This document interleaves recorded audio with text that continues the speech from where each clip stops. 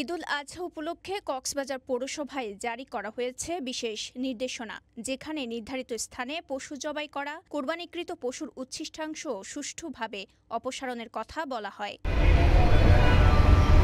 মূলত পরিবেশ দূষণ রোধে এই নির্দেশনা জারি করা হয়। তবে বর্তমানে মেয়রবিহীন পৌরসভার পরিচ্ছন্ন কার্যক্রম নিয়ে সন্দেহ প্রকাশ করছেন পৌরবাসী। কিন্তু আমরা যেটা ধারণা করছি, এখনো পর্যন্ত ঈদের আগে পূর্ববর্তী ময়লাগুলো এখনো পর্যন্ত ছাড়ানো হয় নাই। তারই ধারাবাহিকতায় কিভাবে ঈদের দিন ময়লাগুলো অপসারণ করা হবে সেটা আমরা কোনোভাবেই এটা মেনে নিতে পারছি না। পৌরসভা প্রশাসকের পক্ষে বর্জ্য অপসারণ কার্যক্রম কতটুকু সফলভাবে সম্ভব হবে সেটি নিয়ে রয়েছে সংশয়, যেখানে একজন প্রশাসকের পক্ষে পুরো কার্যক্রম পরিচালনা করতে খেতে হয় হিমশিম। ঈদের দিন সকাল থেকে সেইভাবে বর্জ্যগুলি, যেহেতু এখন বৃষ্টিও হচ্ছে, বৃষ্টির পানিতে অনেক বর্জ্য রাস্তাঘাটে দূষিত হতে পারে।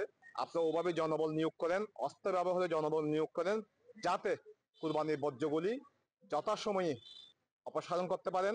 এদিকে কক্সবাজার পৌর শহর পরিষ্কার করার জন্য প্রস্তুত পরিচ্ছন্ন কর্মীরা।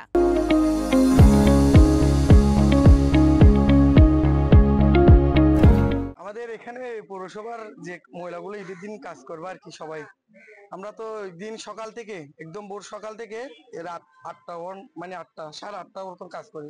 আর আমাদের প্রশাসন ম্যাডাম ইনশাল্লাহ আমরা প্রায় একদিনের মধ্যে মহিলা সব ক্লিয়ার হয়ে যায়। কক্সবাজার পৌরসভার 12টি ওয়ার্ডে কোরবানির জন্য নির্ধারণ করা হয়েছে 22টি স্থান। তাছাড়া ঈদের দিন বর্জ্য অপসারণের জন্য 250 পরিচ্ছন্নতা কর্মী কাজ করবে বলে জানান কক্সবাজার পৌরসভার প্রশাসক রুবাইয়া আফরোজ। আমরা 22টা স্পট রেখেছি 12টা ওয়ার্ডে পশু জবাইয়ের স্থান।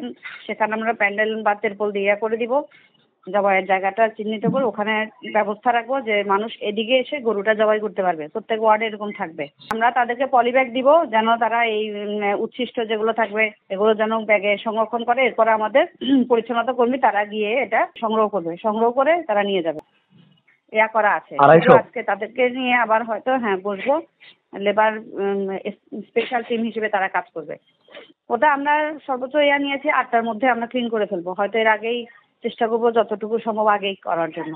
ঈদের দিন দুর্গন্ধ এবং পরিবেশ দূষণমুক্ত রাখতে পশুর বর্জ্য অপসারণ কার্যক্রম সফলভাবে সমাপ্ত হলে স্বস্তি পাবে পৌরসভাবাসী, এমনটাই বলছেন তারা। কক্সবাজার থেকে আরজ ফারুকের পাঠানো তথ্যচিত্রে সাফা মারওয়া, কালের কণ্ঠ।